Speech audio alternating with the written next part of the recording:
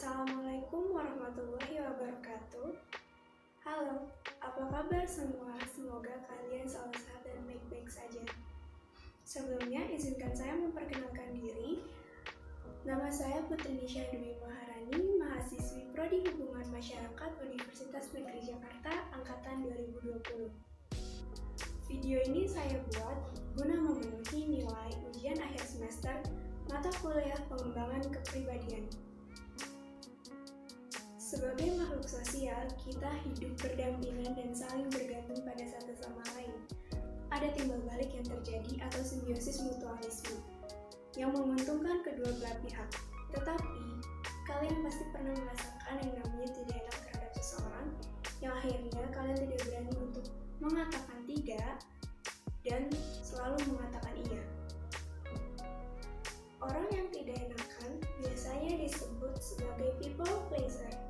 People pleaser adalah ketika seseorang meletakkan kepentingan orang lain di atas kepentingan dirinya sendiri, padahal dia tidak suka atau tidak setuju dengan hal-hal yang menyenangkan orang lain tersebut. Seorang people pleaser biasanya sulit untuk mengenali dirinya sendiri. Ia tidak dapat memahami apa yang ia mau, apa yang ia rasakan, karena terlalu sibuk mementingkan perasaan dan memenuhi keinginan orang lain. Kita boleh saja menolong atau menerima ajakan orang lain, tetapi perlu dengan pertimbangan.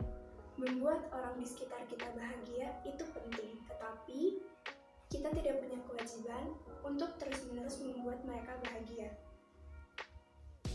Jangan hanya karena ingin melihat orang lain bahagia, kita mengorbankan kebahagiaan kita sendiri. Karena pada nyatanya, kita tidak bisa membuat semua orang bahagia. Karena bahagia diciptakan oleh diri sendiri dan merupakan tanggung jawab masing-masing, bukan orang lain. Kita harus berani belajar mengatakan tidak. Ketika kamu belajar mengatakan tidak, kamu menyelamatkan dirimu sendiri. Kamu tidak membuang waktu dan energimu untuk hal-hal yang sebenarnya tidak kamu inginkan. Jujur dengan apa yang kamu rasakan dapat membuatmu bebas dalam menentukan pilihan. Tentunya, kita harus memiliki alasan yang logis dan relevan ketika kita ingin menolak sesuatu. Saat kita menolak sesuatu, bukan berarti kita tidak kompeten atau tidak mampu. Melainkan, kita dapat mengukur kemampuan diri kita sendiri dan memikirkan dampak yang terjadi setelah kita mengatakan iya. Berani mengatakan tidak mencerminkan apakah kita memiliki pendirian atau tidak, apakah kita bisa bersikap tegas atau tidak, dan orang lain akan menilai apakah kita benar-benar memiliki karakter yang kuat atau pelin-pelan.